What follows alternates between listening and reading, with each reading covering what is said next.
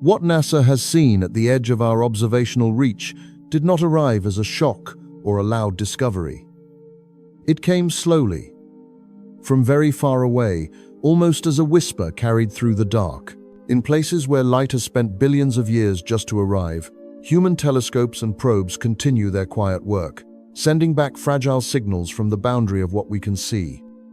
But what truly lies there beyond the planets, beyond the Oort cloud, beyond the sun's protective bubble, and even beyond our own cosmic horizon, are the strange motions of distant galaxies, quietly hinting at something beyond our current understanding? Or are they simply the universe's way of reminding us how many mysteries still remain unnamed? If you feel curious, leave a comment, like, share, and subscribe to the channel to continue this journey with us. And join a community of faith where contemplation and science meet. Now, ease your breathing and prepare to enter a slow passage along the edge of what feels familiar. We begin with a single observatory, the James Webb Space Telescope. It moves in a wide path around the Sun near a point called L2, always keeping one side toward the Sun and Earth and the other side turned outward toward deep space. From that shaded side, it gathers a kind of light that our eyes cannot see directly, infrared light from distant galaxies, hidden star-forming clouds, and faint structures that carry stories from far back in time. Built as the successor to a long line of space telescopes, it is often described as an engineering wonder, a project that is both costly and ambitious, created to look toward the early universe and the places where new stars are arriving. We do not need to remember every number to feel the scale of this effort. The idea for this observatory began to take form in the 1990 seconds. Plans drawn up in those early years described a mission that might cost roughly $1 billion and launch in the first decade of the new century, perhaps around 2007. As designs matured and tests uncovered new requirements, the project was revised again and again. Instruments changed, materials were updated, and procedures became more detailed. Across these years, the estimated cost rose toward about $10 billion. The fully assembled observatory reached a mass of roughly 6,500 kilograms, and the launch date slipped forward until it finally lifted off in December 2021. The dates and amounts matter less than the feeling that this was never a quick build. Each postponement meant more time in clean rooms, more careful checks of cables and hinges, more reconsidering of how to assemble something that could unfold itself in space with no human hands nearby. What emerged over those decades was not a minor variation on Hubble, but a different kind of tool, designed from the beginning to work in another part of the spectrum and at another distance from Earth. At the center of that design stands the primary mirror. Instead of a single solid disk, it is made of 18 hexagonal segments of beryllium, each one coated with a thin layer of gold. Together, they form a broad, slightly curved surface with a collecting area about 6 times that of Hubble's mirror. The choice of gold is not decorative. It reflects infrared light very efficiently. When this mirror faces the sky, it gathers faint photons that have been traveling for billions of years, as well as light from nearby regions wrapped in dust. To support that mirror and shield it from unwanted heat, the engineers added a large, multi-layered sunshield. It stretches to a size comparable to a tennis court, made from thin, silver-toned layers of special film.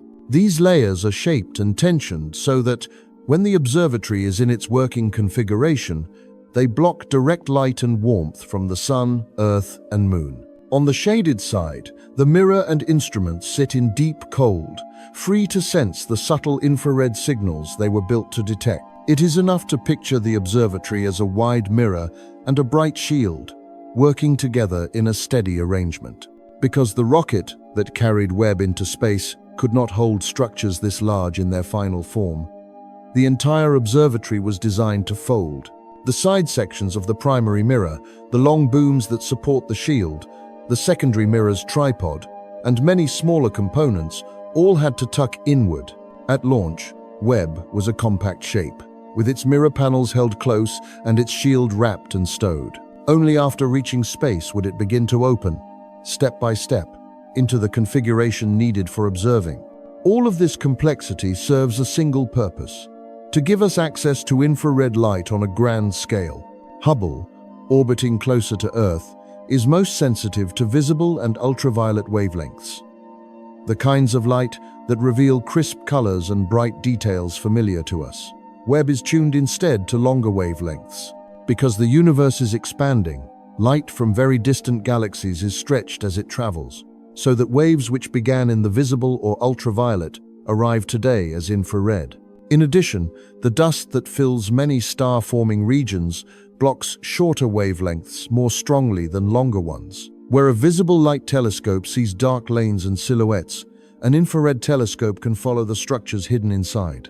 This difference means that Hubble and Webb are not rivals, but companions. Hubble traces sharp outlines and colors in the bands our eyes know well, while Webb adds another layer, revealing stars and galaxies whose light has shifted or been concealed. Together, their combined view offers a more complete picture of many objects, from nearby nebulae to distant clusters of galaxies. To reach its working home, Webb traveled out beyond the orbit where Hubble circles Earth. The observatory was sent toward a region of space near the second Lagrange point, or L2, where the gravity of the Sun and Earth and the motion of the spacecraft balance in a way that allows a stable, looping path. Once it arrived, and the engines had adjusted its course, the sequence of unfolding and cooling began. Engineers had planned hundreds of separate motions: the unlatching of pins, the extension of booms, the tightening of cables, the separation of shield layers, the swinging out of mirror panels. Each action was monitored from the ground, with teams watching as status indicators confirmed that another small step had completed as expected. There was no need for haste. The schedule allowed time for temperatures to shift gradually and for each stage to be checked before moving on. We can think of the deployment as a long, quiet conversation between the observatory and its environment. As the sun shield spread out and its layers took on their final shapes, the shaded side of the telescope cooled. The mirror and instruments gradually settled into the low temperatures needed for infrared observations. Later, when the primary mirror's side panels had swung into place, the 18 segments had to be aligned. At first, when Webb looked at a bright star, the reflection from each segment produced a separate point of light. Using measurements from the onboard instruments, engineers sent tiny adjustments to the actuators behind each segment, changing their tilt and position until those multiple points merged into a single, sharp image. With the mirror aligned and the instruments cooled and checked, the observatory could begin its full work. Every photon it now collects passes through the entire chain of decisions and actions that brought it to this state. The early sketches on drafting tables, the years of redesigns and tests, the folded launch, the unhurried unfolding, the slow settling into its orbit and temperature. Each image and spectrum carries a trace of that history, even as it points far beyond the spacecraft itself. From the broad mirror and folded sunshield, our attention moves outward to what this observatory first chose to show us. When its mirrors had settled into position and its instruments had cooled, Webb did not begin with distant galaxy clusters. It turned instead toward familiar structures in and near our own galactic neighborhood. Places where stars are being born, changing, and passing material back into space. Step by step, the field of view would widen, from clouds inside our Milky Way to nearby galaxies, to groups of galaxies interacting, and finally to a tiny patch of sky filled with distant systems. The first stop lies in the Carina Nebula, a vast region of gas and dust a few thousand light-years away. Inside this region, a smaller area known as NGC 3324 forms the scene that has come to be called the Cosmic Cliffs, a towering wall of cloud cut and sculpted by the radiation and stellar winds from hot, young stars. If we could stand nearby, that wall would stretch for several light-years in height, its surface shaped into ridges, pillars, and cavities by the constant pressure of light and outflowing gas. In earlier images from Hubble, this area already looked striking, a mixture of bright edges and dark lanes where dust blocked visible light. But when Webb turned its infrared instruments, including the mid-infrared camera known as MIRI, toward the same region, more of the structure came into view. Infrared light passes more easily through dust, so places that once appeared opaque now show embedded stars and filaments. The tall pillars, some spanning roughly 7 light-years from base to tip, no longer look like solid cliffs. They reveal themselves as porous columns, full of pockets where new stars are forming. We can picture light at different wavelengths slipping through the cloud in different ways. Shorter wavelengths scatter or are absorbed, leaving shadows and silhouettes. Longer, infrared wavelengths weave through the spaces between dust grains, carrying information from inside the cloud. Webb's mirror, with its large collecting area, gathers those faint signals over long exposures, building an image in which faint stars and fine textures emerge. For astronomers, this is not only a striking scene but a set of clues: how gas is compressed, where stars are igniting, and how the radiation from massive young stars hollows out cavities, creating the bubble whose edge we see as a bright, sculpted wall. For a moment, we stay with the idea that stars have a beginning. From this busy birthplace, Webb's first collection of images also included a view of a star near the end of its life. The Southern Ring Nebula, catalogued as NGC 3132. At first glance, in older images, this object appears as a rounded shell of colored gas, with a star in the middle. The name planetary nebula was given long ago, when such objects were first seen through small telescopes and looked a little like distant planets. In reality, they are the outer layers of a star that has shed much of its material, leaving a hot core that illuminates the expanding shell. Webb's infrared vision reveals more complexity in this scene. In the NIRC images, the shell is outlined with fine structures, almost like overlapping waves or ripples, marking where the star's outflow changed over time. In the mid-infrared view, dust shines in warm tones, tracing arcs and knots that show how material is being carried outward. Most striking of all, the central region does not contain a single star but a pair. One of them, the hotter and more compact one, is the source of the nebula. The other is a companion that still retains much of its mass. Together, their gravitational interaction helps shape the patterns in the surrounding gas and dust. Matter that once formed part of the star's outer layers is now drifting into space, where it will eventually mix with the interstellar medium. In some later era, long after the nebula has faded, some of that material may be incorporated into new stars and planets. Webb's view of the Southern Ring Nebula, placed alongside Hubble's earlier images, turns what looked like a simple shell into a dynamic structure with depth, layers, and a clear connection to future generations of stars. From one star to many, the pattern repeats at a larger scale.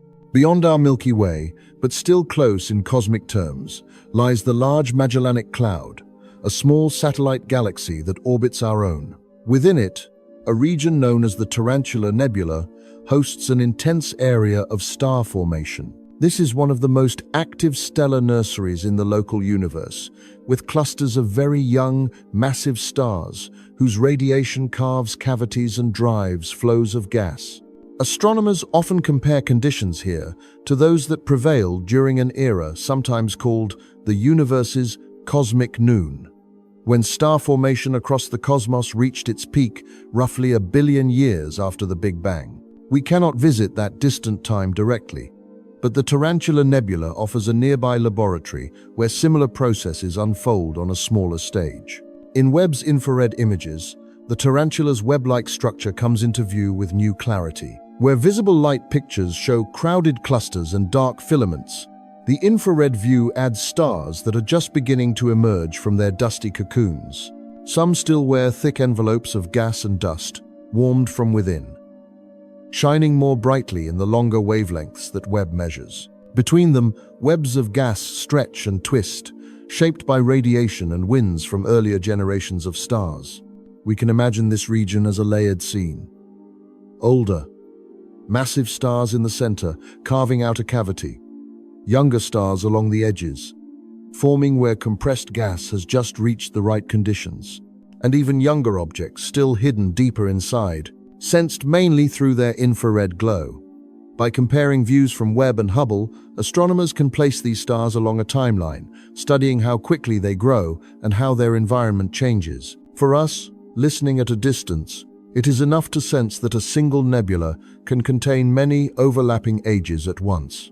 Farther away, we come to a group of galaxies known as Stephan's Quintet.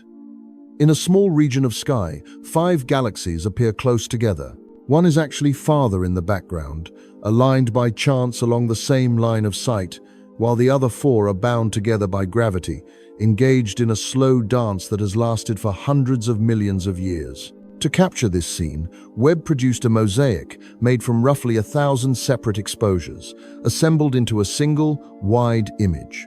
In this composite, we see long tidal tails of stars and gas pulled out from the galaxies, arcs and bridges where material has been stretched by their mutual attraction. In some areas, gas is compressed, triggering fresh waves of star formation. In others, shock fronts heat the gas, making it glow at infrared wavelengths. The word collision might suggest sudden impact, but at these scales, everything moves on long timescales.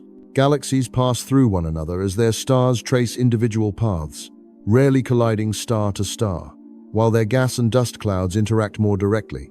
Over time, orbits shift, structures are rearranged, and the group may eventually settle into a different configuration, perhaps merging into one larger galaxy. Webb's view, rich in detail, lets astronomers trace these processes and compare them with simulations of galactic evolution. From here, the scale can grow once more until individual galaxies become points in a crowd. In one of Webb's earliest and most widely shared views, the telescope stared at a small region of sky for a sustained period, building what is known as a deep field. If we held a grain of sand at arm's length against the sky, the patch it covers is comparable in size to the region Webb observed. Within that tiny area, almost every point of light in the image is a galaxy, each containing billions of stars. At the center of the field lies a massive cluster of galaxies. Their combined gravity bends and magnifies the light from even more distant galaxies behind them, an effect known as gravitational lensing. In the image, this lensing appears as stretched arcs and distorted shapes around the cluster, the signatures of background galaxies whose light has been redirected. The cluster acts like a natural lens, providing both magnification and distortion at once. Some of the most distant galaxies in this field appear as small, reddish objects. Their light has traveled for more than 13 billion years to reach us, carrying information from a time when the universe was still very young. Because the cosmos has been expanding all that time, the wavelengths of that light have been stretched, or redshifted, into the infrared. Webb's sensitivity in these longer wavelengths allows it to detect and study such faint, distant sources.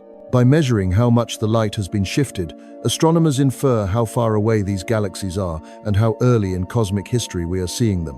When we compare this deep field to earlier ones from Hubble, the difference shows not only in the number of sources, but also in the depth reached in a given observing time. Where Hubble once needed about 10 days of exposure to build its deepest fields, Webb, with its larger mirror and infrared design, achieves comparable or greater depth in a fraction of that time. The early deep field, built in roughly half a day, already revealed more galaxies and finer structures than many previous images. This suggests how far future observations might go if Webb spends longer on similar patches of sky.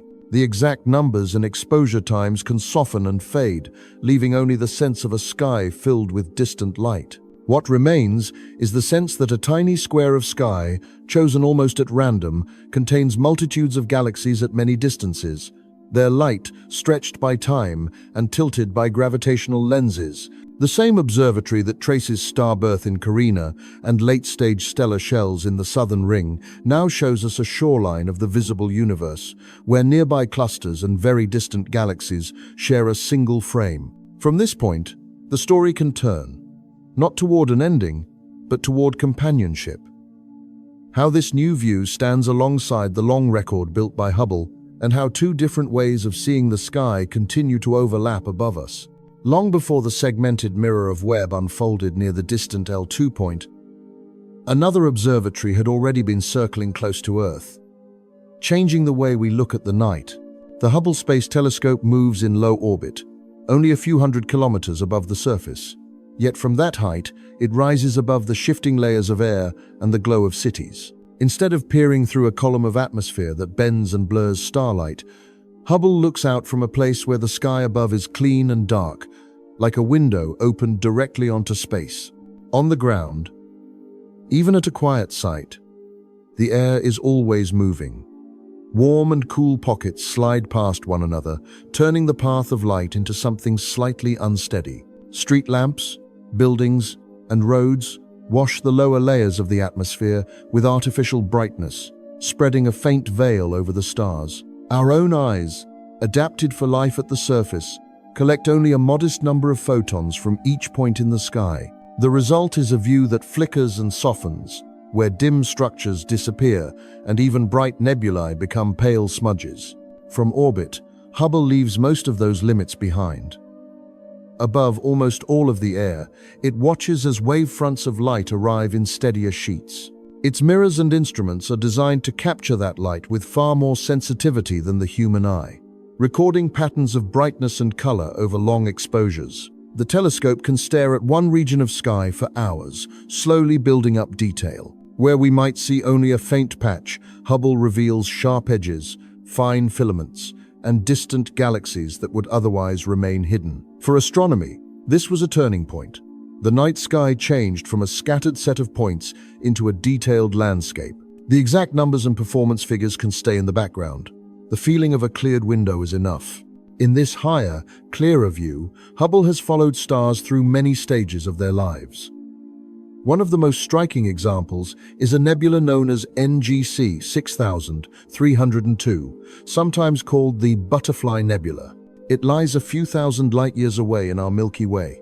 At its center sits a star that once resembled the Sun in some ways, but has since shed much of its outer layers. That material, blown outward and heated by intense radiation from the exposed core, forms two opposing lobes that spread out into space like a pair of wings. In Hubble's images, these wings extend for about a couple of light-years from tip to tip. Within them, structures are not smooth or static. We see knots, filaments, and narrow streams where gas is moving outward at different speeds. Small bubbles and side flows suggest that the ejection of material did not happen all at once, but in a sequence of outbursts and changes. Over just a few thousand years, a short span in stellar terms, the nebula has grown, cooled, and reshaped itself. We can imagine this as a star breathing out one final time, surrounding itself with an envelope of gas and dust that will eventually drift away into the wider interstellar medium. Hubble's long-term record of such objects allows astronomers to compare images taken years apart, tracing subtle changes in the shapes and brightness of the wings. In doing so, they learn how the remains of stars enrich the space between stars with heavier elements, material that may someday be incorporated into new systems. For us, it is a reminder that even the quiet shells left after a star's active life are still evolving structures. From this single shell, our view can move toward a busier, more crowded scene. Within our galaxy, there are regions where stars form in clusters, packed together in numbers that test the limits of our understanding of how massive stars are born. One such place is a cluster known as Pismis 24. Embedded in a bright emission nebula catalogued as NGC 6357. Here, hot, blue stars much more massive than the Sun pour energy into the gas around them. Their intense radiation ionizes the surrounding hydrogen, making it glow, and drives flows that carve cavities and pillars into the cloud. In early observations, one of the stars in this cluster, labeled Pismis 24-1, seemed extraordinarily bright. Bright enough that some estimates placed its mass at around 300 times that of the Sunday. Such a value sits at the very edge of what our models allow for a single star. With Hubble's sharper resolution, astronomers were able to separate this object into multiple components. Not one star, but a tight grouping of several, each still massively outweighing the Sun, but now within a more reasonable range. What once appeared to be a single, extreme outlier turned out to be a small system sharing its luminosity among companions. Around Pismis 24, Hubble reveals a complex boundary between the cluster and the surrounding nebula. Gas near the massive stars is heated and driven off, forming bright edges that face the cluster and darker pillars extending away, where denser material resists erosion. In those denser pockets, smaller and younger stars may still be forming, shielded for a time from the full force of the radiation. The scene becomes a laboratory for understanding how very massive stars influence their environments, shaping nearby clouds, limiting where new stars can form, and setting the conditions for future generations. It is enough to rest with the idea that a single cluster can host both extremes and subtleties at once. Farther from the bright inner disk of the Milky Way, Hubble has also turned its attention to the halo, the extended, more diffuse region of our galaxy, where ancient stars and globular clusters orbit. Among these clusters, most are old, with ages stretching back more than 10 billion years. But one, known as Palomar 12, stands out as noticeably younger than its neighbors, by roughly a third. Its stars are still old by everyday standards, yet they are not as ancient as those in typical globular clusters tied tightly to the Milky Way. Hubble's images show Palomar 12 as a calm-looking sphere of stars hanging in the halo, tens of thousands of light-years from the galactic center. The stars are densely packed toward the middle and more widely spaced at the edges, like a small island suspended in the dark. By measuring the properties of these stars, their colors, brightnesses, and distribution along the main sequence and giant branches of the cluster's population, astronomers can estimate the cluster's age and chemical composition. These measurements suggest that Palomar 12 did not originally form inside the Milky Way. Instead, evidence points to another origin, a smaller companion galaxy, often called the Sagittarius Dwarf, that has been orbiting and gradually being disrupted by our own. Over billions of years, the Milky Way's gravity has stretched and pulled stars from this smaller galaxy, drawing out streams that wrap around the larger system. Palomar 12 appears to be one of the objects carried along in this process, a cluster that once belonged to the smaller galaxy and is now being hosted by the larger one. We can picture it as a group of stars that has been gently relocated, still orbiting within the combined gravitational field, but no longer in its original home. This capture is not a rare accident. It is part of how large galaxies grow, by drawing in and incorporating smaller systems. Clusters like Palomar 12 offer direct visual evidence of this assembly process, providing clues to the formation history of the halo and the outer regions of our galaxy. In all of these scenes, the butterfly nebula's wings, the crowded heart of Pismis 24, the displaced cluster hanging in the halo, Hubble acts as a long-standing doorway between human vision and the structures that surround us. Its orbit above the atmosphere gives it a vantage point that complements the deeper, infrared reach of Webb. While Webb traces hidden stars and distant galaxies in wavelengths our eyes cannot see, Hubble continues to build a record in visible and ultraviolet light, a record that has accompanied us for decades and still grows. From this older window in orbit, the story does not stop at the edge of the Milky Way. The same telescope that studies nebulae and clusters nearby also looks outward toward other galaxies, mapping spirals, ellipticals, and distant clusters whose light has been traveling for vast spans of time, and that outward gaze, paired now with Webb's different way of seeing, waits quietly just beyond this pause. As Hubble looks beyond the star clouds of our own Milky Way, the sky begins to fill with shapes that are no longer single stars or small clusters, but entire galaxies. One of the most recognizable among them is a system nicknamed the Sombrero Galaxy. In Hubble's images, it appears almost exactly edge-on, like a luminous disk seen from the side, with a bright central bulge and a thick lane of dust wrapped around it like the brim of a wide hat. The distance between us and this galaxy is measured in tens of millions of light-years. Yet the image feels oddly familiar. We see the flat disk where most of the stars and gas reside, the dense central region glowing with countless older stars, and the broad band of dust that traces the mid-plane. The sharpness of Hubble's view lets us pick out fine strands in this dust lane and smooth gradients of light in the halo that surrounds the disk. It is a portrait of structure on a galactic scale. When a large cloud of gas collapses under its own gravity, any small amount of rotation it has at the beginning tends to be preserved. As the cloud contracts, it spins faster and flattens, much as a spinning ball of dough can spread into a disk. Over long spans of time, this process leads to the thin, rotating structure we see in galaxies like the sombrero. Stars and gas circling around the center, where a massive black hole and a concentration of older stars anchor the system. Planets become roughly spherical because their own gravity shapes them from the inside. Galaxies become disk-like because of motion on much larger scales. We can hold that difference for a moment. Planets rounding themselves, galaxies spreading into disks. From this single galaxy, Hubble's view steps outward to stranger shapes. Among the many systems it has recorded, there are some that barely look like galaxies at all. One of them is catalogued as NGC 1052 DF2. In deep images, it appears as a faint, diffuse glow, so transparent that background galaxies can be seen through it. Its stars are spread thinly over a broad area, giving it a ghost-like appearance. This object drew particular attention because measurements of the motion of its star clusters suggested that it contains far less dark matter than expected. In the usual picture, most galaxies sit inside massive halos of invisible matter, whose gravity holds their stars and gas together.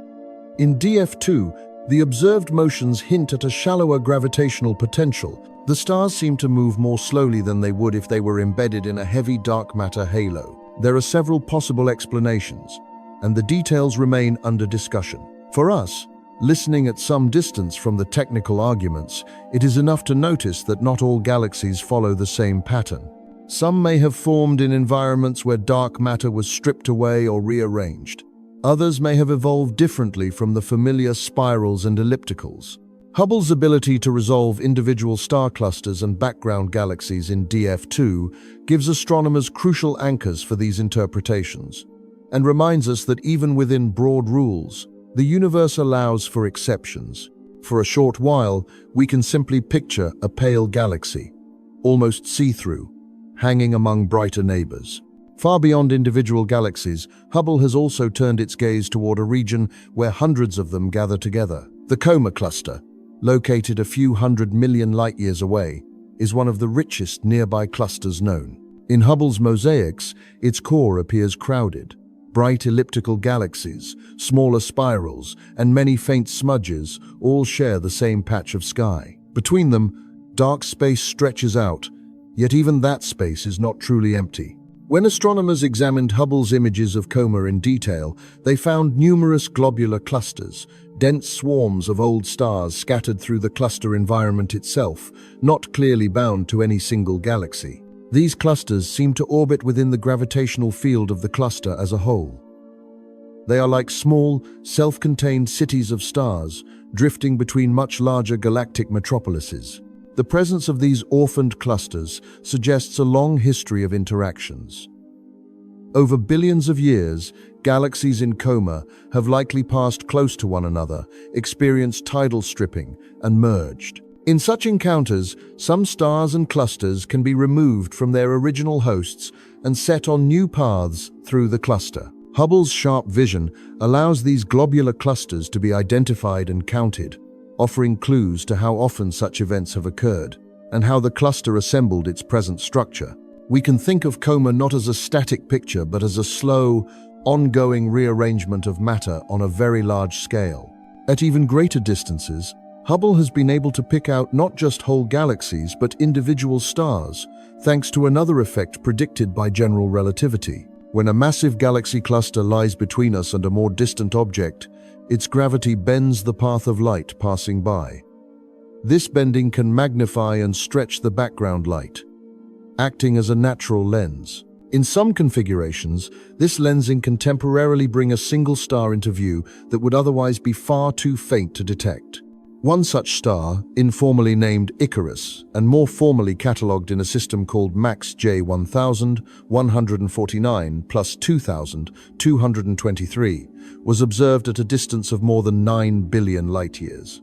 Hubble detected a point of light, whose brightness changed over time as the lensing configuration shifted. The light of this star had been traveling toward us for most of the age of the universe, and only the precise alignment of the intervening cluster made it visible. Later, another lensed star was found, given the name Arundel in the field of a different galaxy cluster, WHL 013708. The estimated distance to this star is even greater, approaching 13 billion light-years. Its light comes from an era when the universe was still very young, and its properties suggest that it is a hot, massive star. Here again, Hubble's sensitivity and sharp focus, combined with the magnifying effect of gravitational lensing, allowed a single star to be detected across a span of space and time that would otherwise blur its light into the glow of its host galaxy.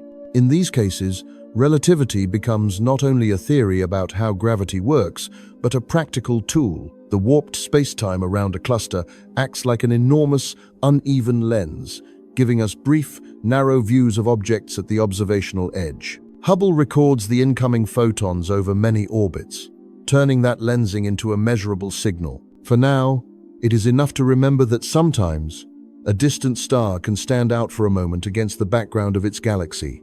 Beyond these individual stars, Hubble has also pushed toward the limits of how far it can see complete galaxies.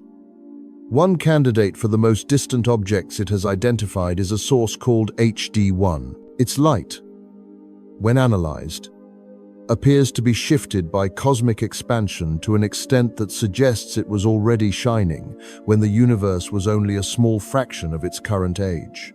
At the time its photons began their journey, its actual distance from us was on the order of 13.5 billion light-years. If we account for the ongoing expansion since then, the present separation would be even larger.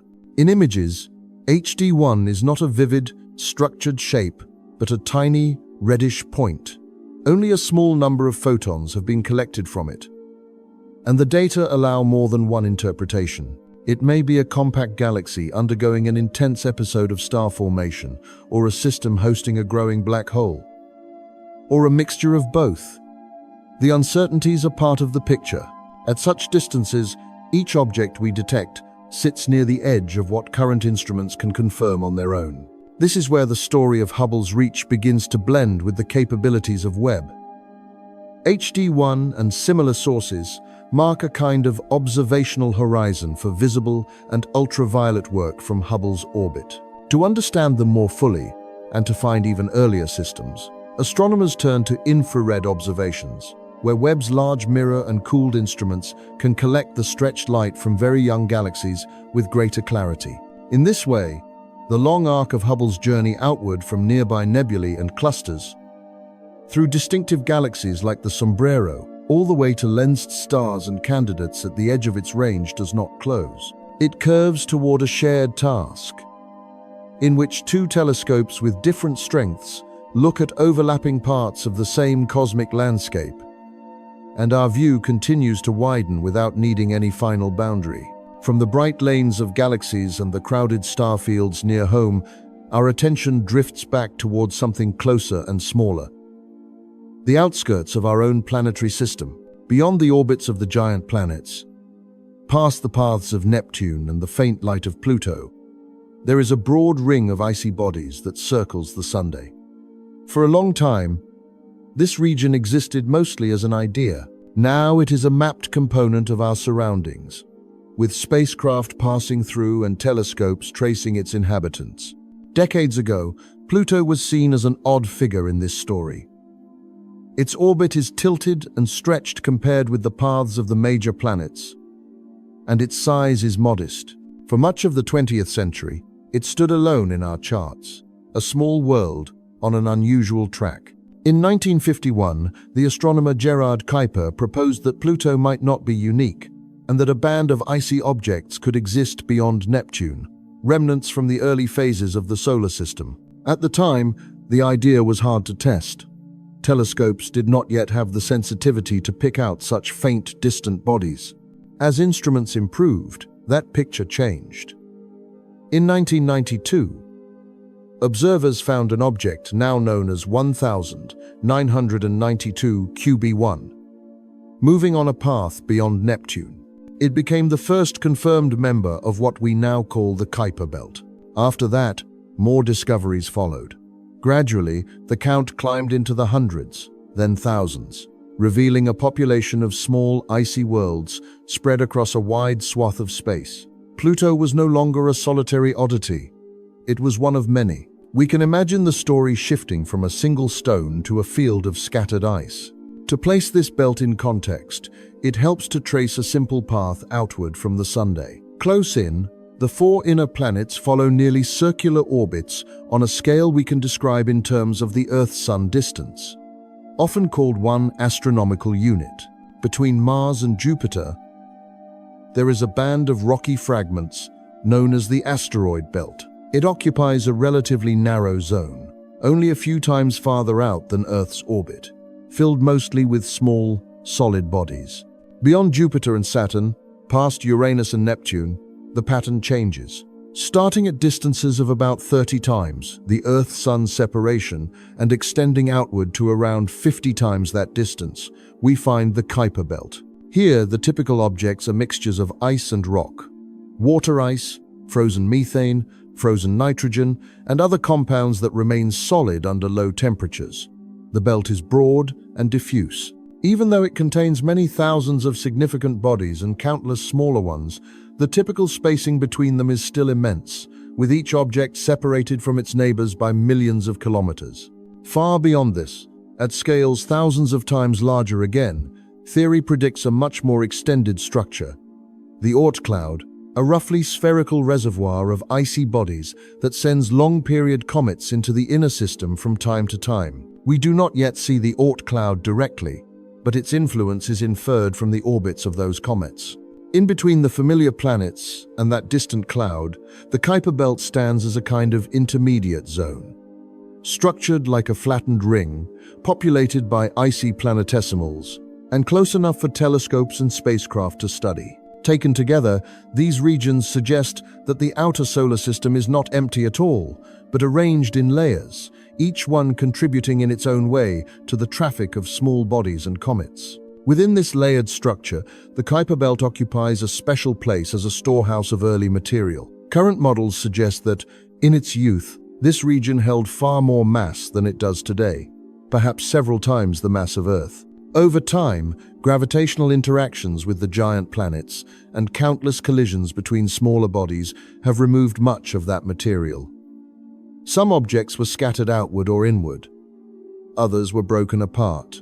What remains now is only a fraction of the original population, maybe around a tenth of an Earth mass, spread over a wide ring. Many short-period comets, those that return to the inner solar system on timescales of decades or centuries, are thought to originate in this belt.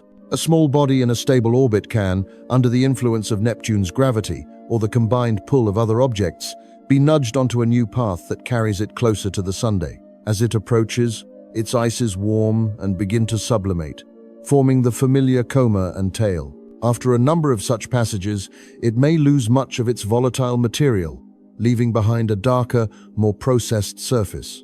For astronomers, the Kuiper belt is therefore both a source of comets and a reservoir of relatively pristine material. Its objects retain, within their interiors, the chemical signature of the early solar system, preserved in deep cold for billions of years. By studying them, either with telescopes or by sending spacecraft to pass nearby, we gain access to a record of conditions that existed before the planets finished forming. The line from understanding to exploration runs naturally outward. To examine this region up close, one spacecraft in particular has traced a long path across the outer system.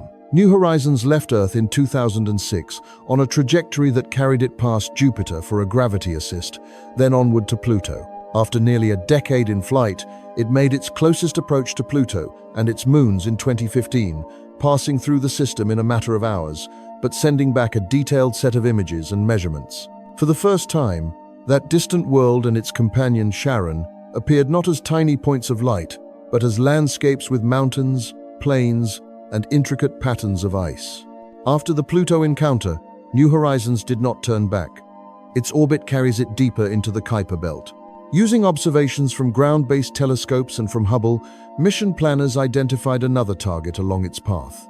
A small object then known as 2014 MU69, later given the name Arakoth. In early 2019, the spacecraft flew by this body at a distance, close enough to resolve its shape and surface. The images revealed an object shaped somewhat like a flattened snow figure. Two lobes in contact, one larger, one smaller, joined along a narrow neck. This configuration, known as a contact binary, suggests that the two lobes once orbited each other separately before gradually coming together. Their surfaces show relatively few large craters, and the overall appearance is smooth compared with what might be expected from many violent impacts. From these clues, researchers infer that Arakoth likely formed in a calm local collapse of a cloud of pebbles and ice grains, with relative velocities low enough that when pieces combined, they tended to stick rather than shatter. Over time, clumps grew, orbits converged, and eventually the two main lobes settled into one body. This supports a picture of planetesimal formation, in which small solids in the early solar system could concentrate into dense patches and contract directly, instead of forming only through long chains of high-speed collisions. In a sense, Arakoth serves as a small-scale fossil of that process, preserved at the cold edge of the system. The Pluto system, glimpsed in detail by the same spacecraft, adds another layer to this story. One of the most striking features on Pluto's surface is a large, bright region in the shape of a heart, known as Tombaugh Regio. The western half of this feature, called Sputnik Planitia, is a broad basin filled with nitrogen ice. Its surface is marked by cellular patterns and subtle ridges, evidence of slow convection and flow within the ice. Measurements suggest that this basin is several kilometers deep and spans hundreds of kilometers across, forming a kind of frozen plain within a larger depression. How such a structure came to be is an active area of study. One idea proposes that a large impact, arriving at a grazing angle and moderate speed, excavated a broad basin in Pluto's crust. Over time, volatile ices such as nitrogen and carbon monoxide would have accumulated in the low-lying region, forming the thick layer we see today. Another line of work considers the possibility of a subsurface ocean, whose presence or absence would affect how Pluto's outer shell responds to the added weight of the ice. For our purposes, it is enough to notice that Pluto, once imagined as a simple frozen sphere, shows signs of ongoing reshaping. The nitrogen ice in Sputnik Planitia appears to be flowing slowly, erasing older craters and renewing the surface. Nearby mountains and darker terrains hint at a complex geological history. In the context of the Kuiper Belt, Pluto stands out as a comparatively large and active member, a reminder that even in distant, cold regions, small worlds can sustain internal processes over long spans of time. Together, the Kuiper Belt, its comets, the contact binary form of Arakoth, and the bright heart on Pluto's surface form a connected picture, a record of how the solar system's outer parts assembled, evolved, and continue to change. New Horizons, moving steadily outward, carries instruments that sample this environment from within, while telescopes like Hubble and Webb observe from far away, adding spectral detail and context to each target. Beyond the belt, the paths of other spacecraft extend still farther, crossing the boundary regions where the sun's influence blends with that of interstellar space, and the story of our outward reach keeps stretching into the dimmer distances ahead. Far from the bright disks of galaxies and the icy bodies of the Kuiper Belt, two small machines continue to drift outward, carrying designs from another era.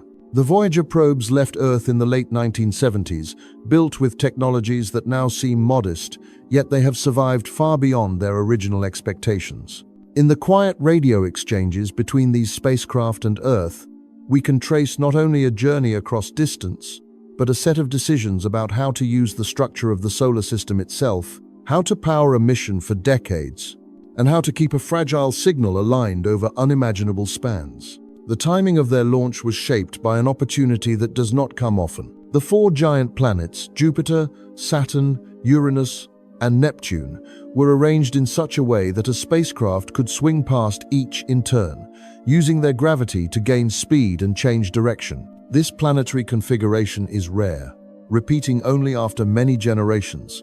Mission planners realized that if they launched within a certain window, a probe could follow a grand tour path, stepping from one world to the next without demanding an enormous amount of fuel. Rather than relying on a single, vast burn of rocket propellant, Voyager's trajectory uses gravity as a series of stepping stones. At Jupiter, the spacecraft falls into the planet's gravity well and then leaves it on a new path, carrying away some of the planet's orbital energy. The same happens at Saturn.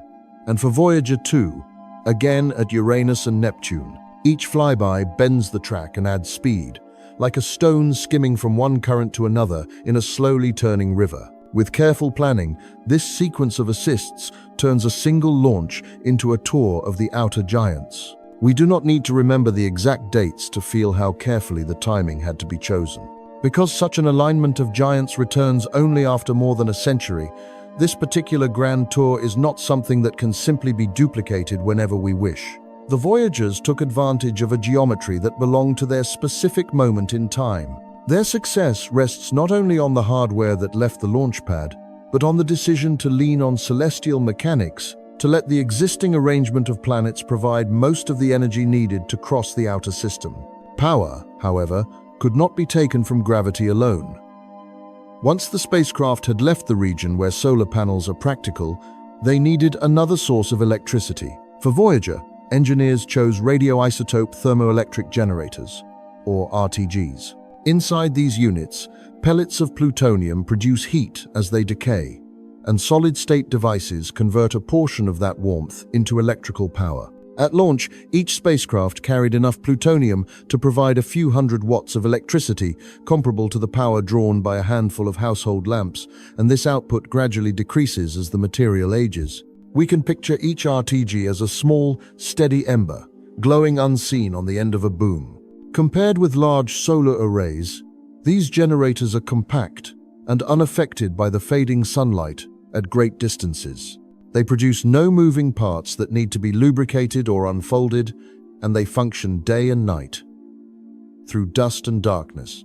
The trade-off is that their power slowly declines, following the half-life of the radioactive fuel. As the decades pass, the available energy shrinks, forcing the mission team to make choices about which instruments remain active. One by one, heaters and sensors are turned off, preserving just enough capacity to keep the core systems alive and the data flowing back. For now, the embers still burn, though more faintly with each passing year. Inside the spacecraft, the electronics that use this energy belong to another generation of computing. Each Voyager carries several main computer systems, each with its own role and its own backup. By today's standards, their memory is small, measured in amounts that feel tiny compared with the storage we carry in our pockets. Data from the instruments are written to a tape recorder that uses magnetic loops, an 8-track design more familiar from old audio devices than from modern space missions. Yet this older technology, tested and simplified, has shown a kind of stubborn durability. The same philosophy extends to the propulsion system. Each spacecraft carries a cluster of small thrusters that burn hydrazine, a simple monopropellant. Some of these thrusters are used frequently for fine adjustments to the spacecraft's orientation. Others were installed as backups and remained unused for many years. When issues arose with the primary set, engineers were able to command the spacecraft to switch to the dormant thrusters. After resting in the cold vacuum for decades, these backup units responded, firing brief pulses that once again nudged the spacecraft into the correct attitude. There is a certain quiet satisfaction in knowing that equipment awakened after so long can still perform its task. Redundancy threads through the design. Each major subsystem has a counterpart that can be brought online if the first develops a fault. The software that runs the spacecraft can be updated from Earth, though any change is sent across a vast distance and must be planned and tested with care. The hardware is not elaborate by modern standards, but its very simplicity helps it endure radiation, temperature swings, and the slow accumulation of small imperfections that come with time. All of this, however, would mean little if the spacecraft could not keep their main antennas pointed toward Earth. At the center of each Voyager, there is a high-gain dish a few meters across. This dish must remain aligned with our planet to within a small angle. If it drifts too far, the faint radio signal that carries a trickle of data back home would be lost in the background of space. The system that manages this pointing, known as the Attitude and Articulation Control System, constantly measures the spacecraft's orientation and commands tiny thruster firings to keep the antenna locked on its invisible target. We can imagine the spacecraft as holding a steady gaze on a distant, moving speck of light. As Voyager 1 and Voyager 2 have receded, the time it takes for a radio signal to travel between them and Earth has stretched. A command sent from a ground antenna now spends many hours crossing the intervening space before it reaches the spacecraft. The spacecraft then performs the requested action and sends back a response, which requires the same long journey in return. These exchanges are more like letters carried across an ocean than real-time conversations. Each adjustment to the pointing, each change in instrument status, must be planned with that delay in mind. On our side, large radio dishes listen for the returning signal, which has spread and weakened over the enormous distance. By the time it arrives, its power is comparable to that of a small bulb, distributed over a sphere, billions of kilometers in radius. Sensitive receivers and long integration times are needed to extract the information encoded in that whisper. As long as the antenna stays aligned and the RTGs continue to supply even a modest amount of power, the Voyagers remain present to us as more than silent objects. They exist as sources of data, as participants in an ongoing exchange. It is enough to know that a few watts of electricity and a carefully aimed dish can hold a connection across the outer darkness. All these elements, the rare alignment of planets, the slow decaying power from radioisotopes, the sturdy computers and dormant thrusters, the vigilance of the attitude control system form a layered design. Each layer supports the others, allowing the spacecraft to keep working long after their prime missions ended. The choices made in the 1970s, under constraints very different from those of today, have led to a pair of probes that continue to cross the boundary between the Sun's influence and interstellar space. From here, their paths extend outward without a planned destination, carrying this careful design with them as they move into regions where the solar wind thins and the particles of interstellar space become more prominent, and the conversation between Earth and these aging travelers stretches across still greater distances. Long before the mirrors of Webb unfolded and long after Hubble first opened its shutters, two much smaller machines began a different kind of journey. Voyager 1 and Voyager 2 were launched in the late 1970s toward a particular alignment of the outer planets, an arrangement that would allow one flyby to lead into another. With careful planning and a series of gravity assists, each spacecraft could pass Jupiter, Saturn, and then, for Voyager 2, continue on to Uranus and Neptune. The mission planners called it a grand tour, a slow sweep through the realm of the giant planets before the spacecraft slipped outward toward interstellar space. Jupiter was the first port of call. When Voyager 1 arrived there near the end of that decade, it found a world that looked familiar at a glance, yet different once the images were played back in sequence. From Earth, and in many earlier illustrations, Jupiter's cloud bands seemed like fixed stripes painted around a spinning globe. Voyager's time-lapse views told another story. The beige and rust-colored bands boiled and twisted, with storms forming, stretching, and dissolving. The Great Red Spot, already known as a vast storm, appeared as only one feature among many. Smaller vortices spun around it. Filaments wound through nearby belts, and waves of cloud patterns moved across longitudes. As the spacecraft skimmed above the cloud tops, its cameras also turned toward a fainter target, a narrow system of rings. For a long time, Saturn had been the only ringed planet in our imagination. Hints from theory suggested that other giants might have rings as well, but the evidence was thin. Voyager's images showed a thin, dusty band encircling Jupiter, almost invisible, except when backlit by the sunday. Instead of the wide, bright disks seen at Saturn, these rings were delicate, built from small particles that scatter little light. Their presence confirmed that rings, like moons and storms, are normal parts of giant planet systems. From this first encounter, we start to see the outer planets as dynamic environments rather than distant disks. Among Jupiter's many moons, one in particular changed expectations. Io, roughly the size of Earth's moon, was initially thought to be a frozen, cratered world, its surface marked mostly by impacts. Voyager's close-up images revealed something else entirely. Instead of a landscape dominated by craters, the surface was mottled with bright and dark patches, broad plains of sulfur-rich material, and circular features with raised rims and central pits. In one set of frames, scientists noticed a faint, umbrella-shaped plume rising above the limb of the moon, a volcanic eruption reaching far above the surface. Further analysis showed that Io is covered with active volcanoes, with plumes sometimes extending hundreds of kilometers high. Lava lakes and fresh flows continually resurface large areas, covering older impact marks. The engine behind this activity lies in the constant flexing of the moon by Jupiter's gravity and the tugs of neighboring moons. As Io moves in its slightly stretched orbit, it is squeezed and released over and over, converting orbital energy into heat inside. That heat melts rock and keeps the interior active, feeding eruptions that repaint the surface on relatively short timescales. We can carry forward the idea that a moon can be reshaped from within by tides alone. Not far away, another of Jupiter's moons offered a contrasting picture. Europa appears in Voyager's images as a pale, smooth sphere crossed by a network of dark lines. Instead of tall mountains and deep craters, its surface shows long fractures and bands, intersecting and looping around the globe. The number of impact craters is surprisingly low, suggesting that the surface is geologically young. One way to read this pattern is to imagine a shell of ice floating on a deeper layer. The dark lines may mark places where the icy crust has cracked, shifted, and refrozen, with material from below reaching the surface and staining the fractures.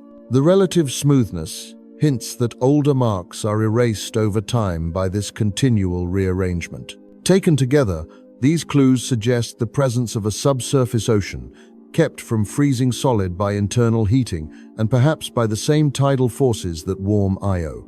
For the Voyager missions, Europa became an early signpost toward the idea of hidden oceans on icy worlds. It would later inspire dedicated missions, but even in these first glimpses, it pointed to environments where liquid water could exist far from the warmth of direct sunlight. From Jupiter, the path of the tour bent outward to Saturn.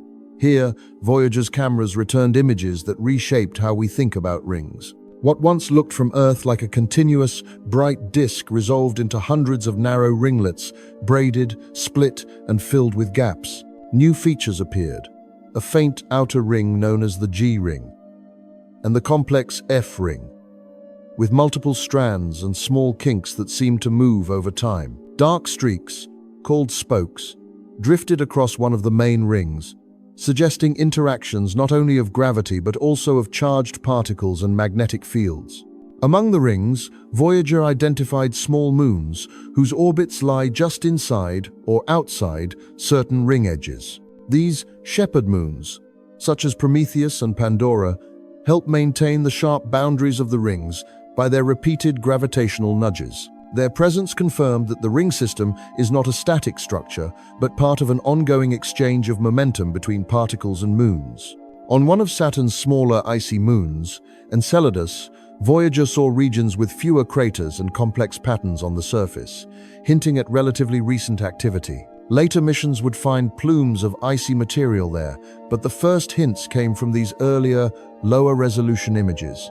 The picture grows richer. Planets, rings, and moons all influence one another in subtle ways. Voyager 2, following a slightly different route, continued onward to Uranus. This planet rotates on its side, with its spin axis tilted by almost a right angle relative to its orbit. As a result, for long stretches of its year, one hemisphere faces the sun more directly, while the other remains in extended twilight. The spacecraft's measurements also showed that Uranus's magnetic field is tilted and offset from the planet's center, producing a magnetosphere that behaves in a lopsided way, changing orientation as the planet turns. Around Uranus, several moons present diverse surfaces. Miranda, one of the smaller major moons, drew particular attention. Its surface looks patchwork, with regions that seem almost stitched together, Some areas display patterns of ridges and grooves. Others show smoother plains. Deep canyons cut across the landscape, some many kilometers deep, suggesting past episodes of stretching or disruption. One possibility is that Miranda was once fractured and then reassembled, or that internal processes reshaped parts of its crust unevenly. We can let Miranda stand as an example of how even modest-sized moons can hold complex histories. Farther still, Voyager 2 reached Neptune, the last of the giant planets. There, instead of a uniform, quiet atmosphere, the spacecraft found strong winds and prominent storms. A large, dark feature, named the Great Dark Spot, marked a region of low pressure, surrounded by bright clouds of methane ice. Wind speeds, inferred from cloud motions, reached values that, when converted into familiar units, are among the highest measured in the solar system. Despite the low sunlight at that distance, Neptune's atmosphere is stirred by internal heat and shaped by deep circulation patterns. Orbiting Neptune, the moon Triton provided another example of an active, icy world. Its surface, made largely of frozen nitrogen and other ices, shows plains, ridges, and patterns that suggest both resurfacing and seasonal processes. Voyager's images reveal dark plumes rising from certain areas, likely geysers driven by the subtle warming of nitrogen ice. As sunlight reaches the surface, thin layers of ice may sublimate and build pressure beneath a translucent sheet, eventually venting upward in narrow columns. Even here, in one of the coldest places visited, surface activity continues in its own slow rhythm. At Neptune, the formal sequence of planetary encounters came to an end. Voyager 2's path was bent out of the main plane of the solar system, while Voyager 1 had already taken a higher route after Saturn. With their flybys complete, the spacecraft turned from exploration of individual worlds to a different role: long-term observers of the outer heliosphere and beyond. Before that new phase fully began, Voyager 1 performed a final, symbolic act. In 1990, at a distance of billions of kilometers from the Sun, it was commanded to look back toward the inner solar system and take a series of images. In one of those frames, Earth appears as a tiny, faint point, caught in a shaft of scattered sunlight across the camera optics. It is not large or detailed. It is simply a small, pale dot set against the dark. Reflections on that image have often emphasized how much of human history has unfolded on that single point, and how thin the boundary is between the surface where we live and the space around it. In that image, a quiet turning is suggested, as the spacecraft looks homeward one last time before continuing outward. From here, the Voyagers continue to move through the weaker reaches of the Sun's magnetic influence, sampling particles and fields as they go, while the stars ahead remain distant. The grand tour of the planets blends into an even longer journey, and the story of how we listen to the space between worlds and between stars unfolds alongside the work of telescopes still watching from closer in. Far from the bright paths of the inner planets, the influence of our star stretches outward in a way we cannot see directly with our eyes. The Sun streams out a continuous flow of charged particles, the solar wind, carrying its magnetic field along with it in all directions. This flow meets the thin gas between the stars, the interstellar medium, and where they encounter each other, the balance begins to change. If we could step outside and look back, we might picture the Sun surrounded by a vast, invisible bubble, shaped by this outflow and by the pressure of the material around it. Within this bubble, the solar wind moves outward faster than the typical motions of the interstellar gas. At a certain distance, it starts to slow abruptly, forming a region called the termination shock. Beyond that, in a thicker, warmer layer called the heliosheath, the flow becomes more compressed and turbulent as it responds to the outside environment. Farther still lies a surface known as the heliopause, where the outward pressure of the solar wind and the inward pressure of the interstellar medium come into approximate balance. Inside that boundary, the space around us is dominated by particles and fields from the Sunday. Outside it, the plasma and magnetic fields belong mainly to the wider galaxy. We can think of the heliosphere as a moving bubble, carried with the Sun along its path around the center of the Milky Way. Voyager 1 and Voyager 2 have been traveling outward through this structure for decades. Launched in the late 1970s to explore the giant planets, they followed paths that carried them past Jupiter and Saturn. Voyager 2 also visited Uranus and Neptune. After those encounters, neither spacecraft slowed down. Their trajectories continued outward, gradually leaving the region where most planets reside and entering the extended outskirts of the heliosphere. As the years passed, their signals took longer and longer to reach Earth. Yet, they still carried measurements of particles, fields, and waves in the space they were crossing. Around a distance well over 100 times farther from the Sun than Earth is, Voyager 1 recorded a set of changes that marked its passage through the heliopause. The density of charged particles around it, inferred from subtle oscillations in the plasma, increased significantly. The flux of high-energy cosmic rays arriving from outside the solar system rose, no longer held back as effectively by the solar wind. At the same time, the intensity of lower-energy particles originating from the Sun dropped. Taken together, these shifts indicated that the spacecraft had entered a region where the material around it belonged mainly to interstellar space. One detail, however, did not match earlier expectations. Models had suggested that the magnetic field direction on the far side of the heliopause would differ clearly from the field inside the heliosphere. When Voyager 1 crossed the boundary, the strength of the field changed, but its direction remained surprisingly similar. For months, scientists studied the data, comparing it with multiple models and with measurements from other instruments on board. Eventually, as more information arrived, the broader pattern became clear enough to support the conclusion that the spacecraft was indeed outside the heliosphere in interstellar plasma that happens to share a related orientation. Voyager 2, traveling in a slightly different direction, repeated this story several years later. It crossed the heliopause at a distance not very different from Voyager 1's, again recording a rise in plasma density and a shift in particle populations. Its instruments, still functioning in ways slightly different from its twins, added a second line of evidence. Together, the two crossings suggest that the boundary around our solar bubble is not a smooth shell, but a region with structure, perhaps rippled, perhaps threaded with magnetic inhomogeneities, more like a complex shoreline than a perfect sphere. For us, listening from the inner system, it is enough to feel that the word outside has gained a new, measured meaning. Far beyond the planets, the spacecraft themselves are aging. The electronics that guide and report on their condition were designed in another era, built from components that are now many decades into their service. In recent years, this has begun to show up in the data they send back. In 2022, Voyager 1's controllers noticed that the information describing the spacecraft's orientation, produced by a system called the Attitude and Articulation Control Subsystem, suddenly became inconsistent with other indicators. The numbers did not match what the team knew about the spacecraft's behavior, yet the antennas on Earth still received a steady signal, and the spacecraft's main dish remained pointed well enough toward home for data to arrive. It was as if the Explorer continued to face the right direction.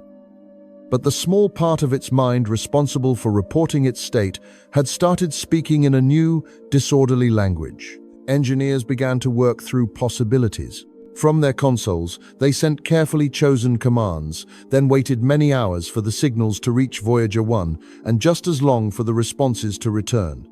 Bit by bit, they narrowed the issue down. They eventually found that the subsystem had begun sending its reports through a computer in the craft's data chain that no longer functioned properly. The information was being corrupted on its way out, even though the underlying behavior of the spacecraft remained sound. Once they instructed the system to route those reports through a different path, the status data became coherent again. For a spacecraft launched in the 1970s, this was a remarkable adjustment. A remote rerouting of internal communication performed when the vehicle was already far outside the orbit of Neptune. Later, another problem arose in a different part of Voyager 1's data handling chain, a subsystem that formats and prepares information for transmission. This time, the effect was more severe, interrupting the flow of science data for many months while the team developed and tested workarounds. Each attempt required patience. Commands had to cross the growing gulf between the spacecraft and Earth.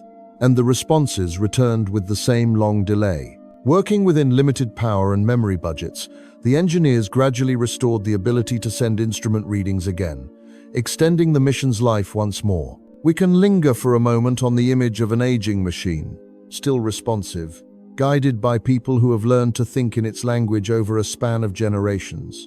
Voyager 2's story has its own recent turning point. In 2023, a single command sent from Earth inadvertently caused the spacecraft's main antenna to rotate a little away from its usual direction. The change in angle was small, only a couple of degrees, but at such distances, even a slight misalignment is enough to push the narrow radio beam away from our planet. The steady stream of data from Voyager 2 stopped. For a time, the spacecraft continued along its path, transmitting into space, but very little of that signal intersected with Earth. On the ground, the Deep Space Network's antennas tuned their receivers and searched for any trace of the spacecraft's carrier. They also sent out a powerful, carefully aimed transmission from a large dish in Canberra, directing it toward the region of sky where Voyager 2 was expected to be. Because radio waves travel at the speed of light, the team knew it would take many hours for their signal to reach the spacecraft, and more hours still for any response to return. During that period, the connection remained silent.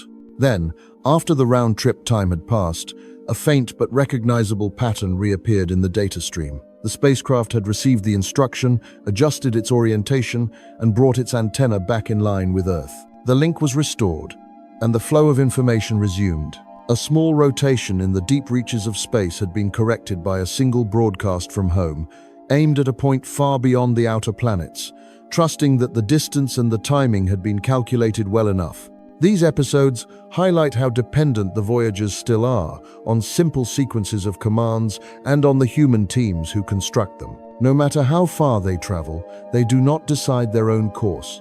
They carry out instructions sent from the inner solar system, and every correction is a collaboration that spans billions of kilometers. Each adjustment is a reminder that the craft and their caretakers are connected by a thin, persistent line of radio waves. Looking ahead, their paths extend far beyond the heliopause and the Kuiper belt. In a few centuries, Voyager 1 is expected to pass through the region where the Sun's distant comet reservoir, the Oort cloud, begins. Crossing that diffuse swarm of icy bodies will take much longer, tens of thousands of years. Long after that, the spacecraft will drift past other stars, passing within a few light-years of distant suns in constellations we know today only as patterns on our own sky. Voyager 2 will follow its own route, approaching other stars on even longer timescales. By then, their power sources will have faded. Long before those encounters, their instruments will fall silent, their transmitters will cool, and the last signals will have already arrived at Earth and been archived. What remains on each spacecraft will be the hardware itself and a small artifact fixed to its side. A golden record, carrying images and sounds from our planet, along with simple instructions for how to play it. The contents range from greetings in many languages to natural sounds and music, assembled as a snapshot of life and culture on a world orbiting an ordinary star. We can think of these records as messages sealed in two small vessels and set adrift on the larger sea of the galaxy, traveling on timescales that far exceed the span of any individual human life and even the likely lifetime of our present civilizations. Whether they are ever found or examined is a separate question. Their existence alone reflects a decision to send something of ourselves outward, along with the scientific instruments. As the Voyagers continue on their trajectories, beyond the Sun's bubble and into regions shaped mainly by distant stars and the galaxy's magnetic fields, their journeys form a quiet thread, running alongside our growing maps from Webb and Hubble and the wider story of how far our observations and our questions may yet extend. Up to now, we have been following instruments and spacecraft outward, telescopes in orbit, probes slipping past planets, missions crossing the cold boundary regions of the solar system. All of them move inside something we usually take for granted. They move through space itself. At a certain point, the story turns from hardware and trajectories toward a question that feels more abstract, yet is always present in the background. What kind of shape does this space have? when we look at it on the largest scales we can imagine. In everyday life, space feels straightforward. We walk in straight lines, turn corners, and treat distances as if they simply add up. But in mathematics and physics, there is room for more than one kind of geometry. Even the idea of infinite comes with structure. Not just an unbounded stretch, but different ways in which lines, surfaces, and volumes can extend without end. To prepare for that, we can let the idea of shapes grow slowly, from a flat page to curved surfaces, and then beyond. For a moment, it is enough simply to notice that infinite does not have to mean featureless. On a sheet of paper, we can draw a grid of squares. The lines stay evenly spaced, and if we extend them, two lines that start parallel never meet. This is the geometry many of us learn in school, where the sum of angles in a triangle is always the same, and straight lines behave as we expect. We can imagine this as a model of a perfectly flat universe. Walk in one direction, and the rules never change. Extend two parallel tracks, and they never cross. Now the same idea can be wrapped onto a sphere. Think of the Earth, with lines of longitude running from pole to pole. Near the equator, two neighboring lines may look roughly parallel, but continue them north or south, and they converge at the poles. A triangle drawn from one pole down to the equator and back can have angles that add up to more than what the flat case would allow. Here, what we call straight paths. On the surface, the great circles bend around in a closed loop. There is a third possibility, less familiar to daily experience. In a negatively curved space, often described using the language of hyperbolic geometry, the grid behaves differently. If we tried to draw squares, they would appear normal near the center. But as we moved outward, more of them would fit around each point.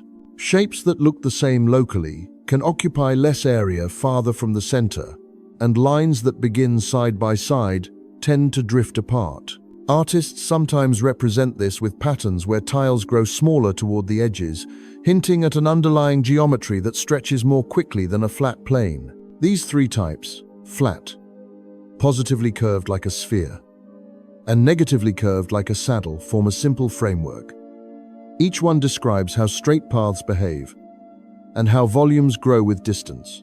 With this in mind, the question about our universe becomes more concrete. When we step back from galaxies and clusters and look at the overall pattern, which of these broad shapes does space itself seem to follow? This is not a matter of drawing on paper alone. Gravity plays a role, bending the paths of objects and light. In Einstein's description, mass and energy tell space and time how to curve, and curved space and time tell matter how to move. One of the clearest visual examples of this comes from images of black holes. When we look at a simulated or observed black hole, we often see a bright ring around a dark center. Some of that brightness comes from matter spiraling in, heated as it falls. But another part comes from light that has been bent around the black hole and redirected toward us. If we imagine a ring of glowing material around the black hole, some light travels straight toward us, outlining the main ring we see. Other rays skim closer to the black hole, looping partway around before escaping. Those paths allow us to see regions that would otherwise be hidden, including parts of the far side of the disk. On the image, this produces arcs and extra bands of brightness above and below the main ring, all formed from the same underlying structure but viewed through curved paths.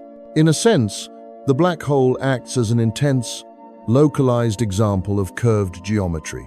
Near it, what would have been straight lines in flat space become curved paths that rejoin themselves, much as great circles do on a sphere. The effect is strongest, close to the event horizon, and fades as we move away. But it makes the point clear. Space is not rigid.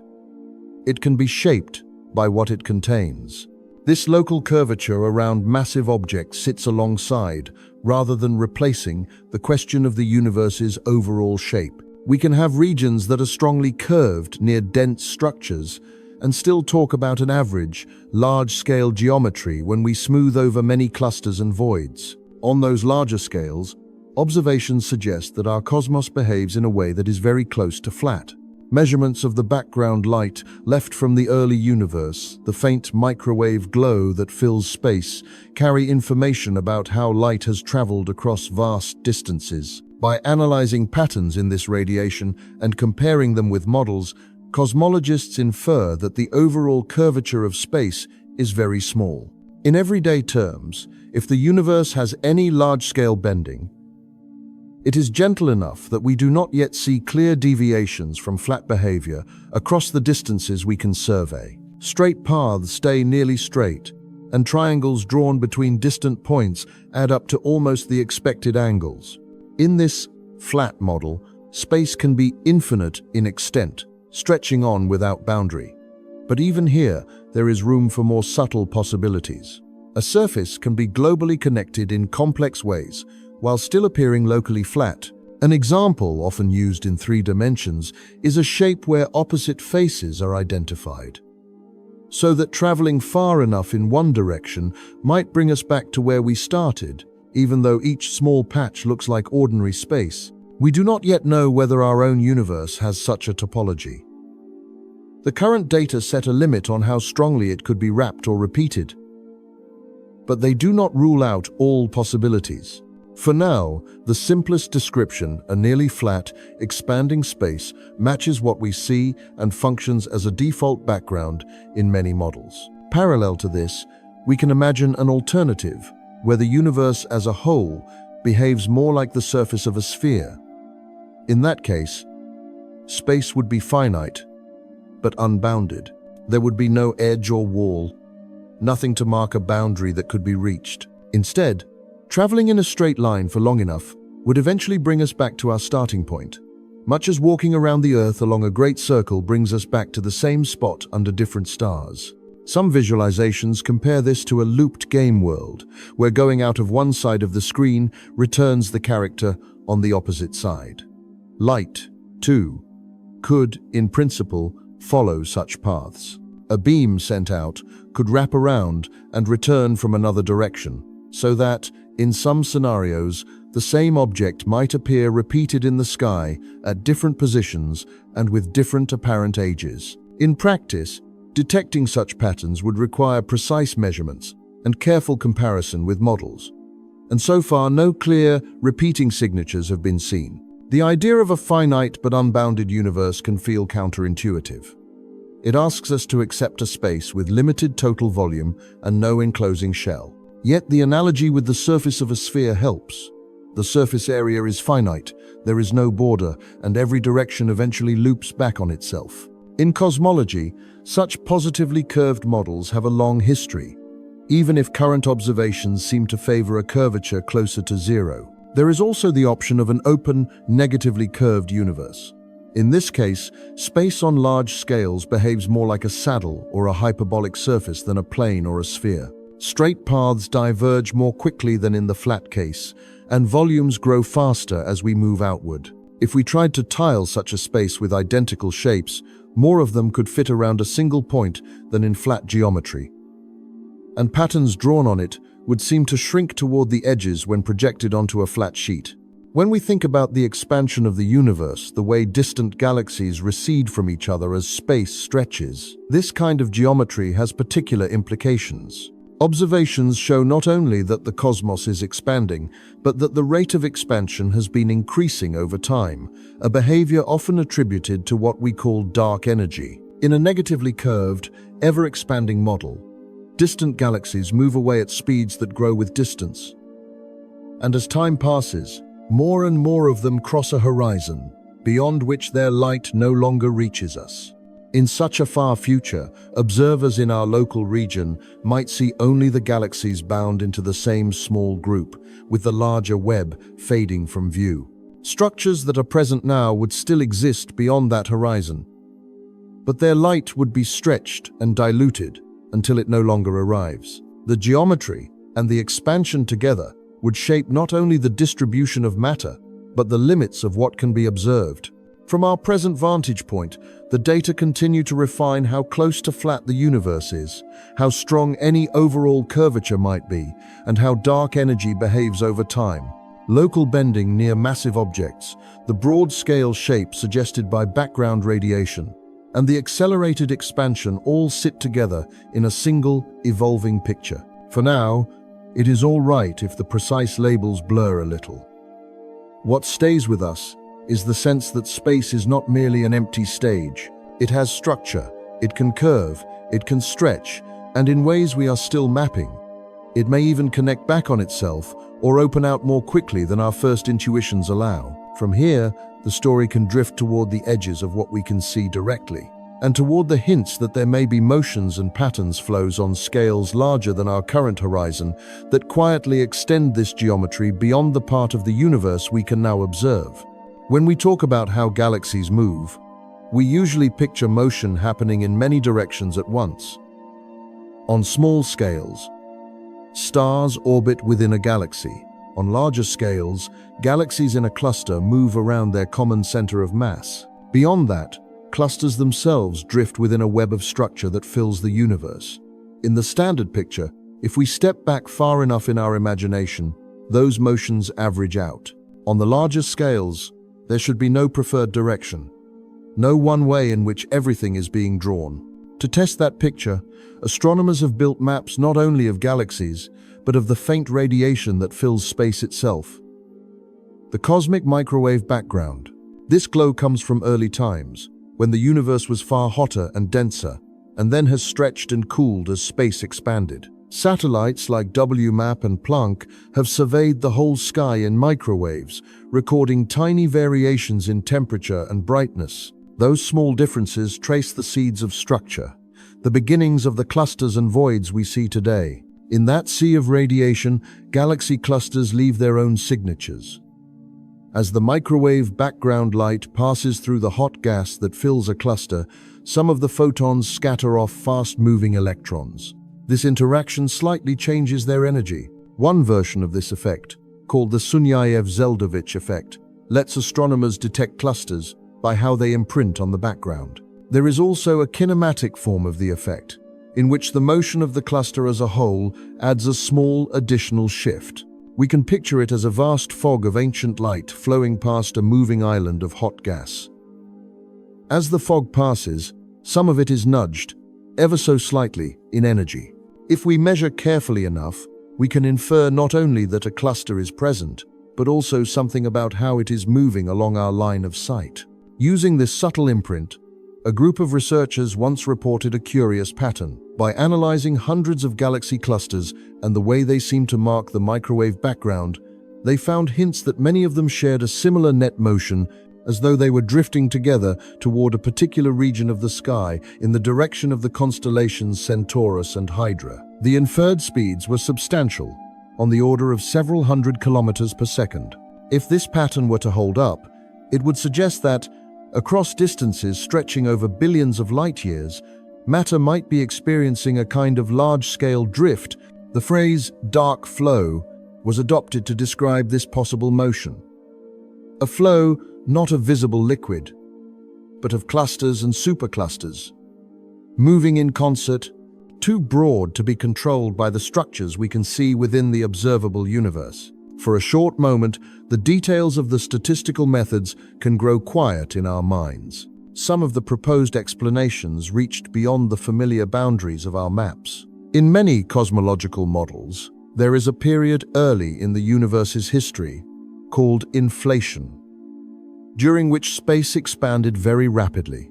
Before that expansion, our local patch of the universe might have interacted with other regions that are now far beyond our observational reach. In that earlier era, a very large concentration of mass outside what would become our visible universe could, in principle, have tugged on the matter in our region, giving it a small initial shove in a particular direction. An analogy can make this feel more concrete. Imagine a small boat drifting on a wide river. For a while, the boat is caught in a stronger current that pulls it in one direction. Then the current changes, or the river widens, and that specific pull fades. Even after the water around the boat becomes more uniform, the boat retains some of the speed and direction it gained earlier. In a similar way, Some models suggest that large structures beyond our present horizon might once have influenced our part of space, and that the traces of that influence could still be present in the motions of galaxy clusters today. If that were the case, the universe beyond the portion we can observe might not be entirely uniform. There could be massive concentrations of matter, or gradients in density, that never show up directly in our telescopes, but still leave echoes in how things move inside our region. Some thinkers have extended this idea to speculate about neighboring domains with slightly different properties. Separate patches of space-time connected only through their shared origins. In this view, dark flow is not a separate substance drifting through space, but a quiet trace of something beyond the limits of our sight. At the same time, other researchers approach the same data with a different perspective. Measuring the tiny kinematic imprint of clusters on the microwave background is difficult. The microwave sky is noisy. Not in the sense of literal sound, but in the sense that many overlapping signals contribute. Primordial fluctuations, instrument effects, foreground emission from our own galaxy, and more. Extracting a faint pattern from this mix requires careful modeling and subtraction. Some teams argued that the methods used in the early dark flow studies did not fully account for all these layers. When they reanalyzed the data or applied different techniques, they did not find evidence for a strong, coherent bulk flow across the largest scales. Later, when the Planck satellite's data became available, its measurements of both the microwave background and the motions of clusters offered another way to check. Analyses based on those maps generally reported no clear detection of a large-scale flow beyond what standard cosmology predicts. The universe, on very large scales, still looked statistically uniform and without a single preferred direction. Here, the story is not one of one side winning and another losing, but of a process unfolding. One group identifies an intriguing pattern at the edge of what their methods can extract. Others test the claim with new data, alternative approaches, or refined models of noise and uncertainty. With each step, the community improves its understanding of both the instruments and the sky. Numbers can drift into the background for a while. Taken together, the observations suggest a careful pause, with patterns that invite attention but do not yet settle into certainty. Many cosmologists treat dark flow as an interesting idea that has not yet secured firm observational support. The early claims were strong enough to motivate close scrutiny, but the follow-up work, especially using more detailed maps, has not confirmed a clear, global flow. Instead, the motions of clusters appear consistent with the smaller-scale flows expected from known structures like superclusters and voids. Yet even if dark flow in its original form fades, the effort devoted to testing it continues to shape the field. To look for such a signal, researchers have had to refine how they measure the kinematic Sunyaev-Zeldovich effect, improve their treatments of foregrounds, and better understand the distribution of clusters. These improvements benefit many other questions, from mapping how gas is distributed in large-scale structures to checking the consistency of the standard cosmological model. There is also a more conceptual consequence. The possibility of dark flow invites us to think carefully about the limits of the observable universe. Our cosmic horizon, the maximum distance from which light has had time to reach us since the Big Bang, defines a kind of spherical boundary. Beyond that boundary, if the universe extends further, we cannot yet see directly. The idea that features outside this horizon might leave indirect imprints inside it, whether through early interactions or through subtle gravitational effects, offers a reminder that our maps are partial by design. We can picture the observable universe as a vast sphere centered on our viewpoint, with a radius measured in tens of billions of light-years. At that radius, the last scattered photons of the microwave background form a shell of light. Dark flow, if it exists, would suggest that there are patterns of motion that do not average out even on that scale, hinting at influences from beyond. Even if it does not, the searches for it underline how sensitive our measurements have become. We are now able to look for motions of entire clusters against the backdrop of radiation from the early cosmos. This is a place where our instruments and our questions meet.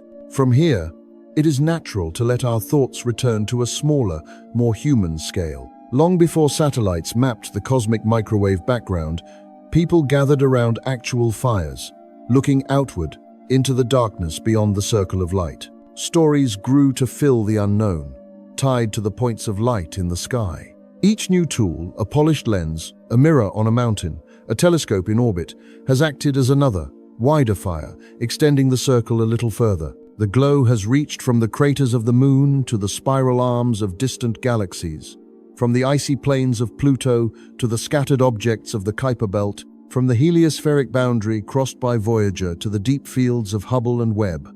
In our time, Hubble and Webb and the fleet of probes and observatories together form a network of such fires. Hubble traces sharp shapes in visible and ultraviolet light, mapping nebulae, galaxies, and clusters. Webb listens in infrared, following the stretched light of very distant galaxies and the warm signatures of dust-enshrouded stars. Other missions sample the space between planets, measure the solar wind, and fly past icy worlds at the edge of the sun's influence. Each project adds a piece to the larger picture, often in ways that were not fully anticipated when it was first conceived. Dark flow sits at the outer edge of this picture, more as a possibility than a settled feature, a proposed pattern in the motions of clusters that would, if confirmed, widen our sense of what lies beyond our current horizon. The search for it links the precise maps of microwave satellites with catalogues of galaxies and clusters, reminding us how connected different kinds of observations can be. As we follow this arc from nearby star nurseries to the faintest galaxies we can see, from the structured disks of sombrero-like systems to the diffuse light of ghostly dwarfs, from icy bodies in the Kuiper Belt to the background glow of the early universe, a single thread runs through, a steady wish to understand where we are and how far the surroundings extend. Each time we push the boundary of what is observed, a new outer ring of questions appears, waiting quietly in the dark beyond the newest map. As this journey gently settles into silence, we are left not with rigid numbers or final answers, but with a wider sense of our place in the universe. From telescopes like Hubble and James Webb to the aging Voyager spacecraft still drifting away from the sun, each instrument tells the same quiet story. Humanity continues to extend the boundaries of listening. We have seen where stars are born and fade, where galaxies stretch light into faint red traces, where space itself can curve and expand, and perhaps still carry signs of what lies beyond our sight. Thank you for traveling with us through this quiet interval, for choosing to stay and listen to the slow breathing of the cosmos. The journey does not end here. Ahead remain surprises, hidden depths, and unanswered questions moving silently through the vastness of space. We look forward to meeting you again in future voyages, where darkness is no longer something to fear, but a place that holds reflection, wonder, and hope.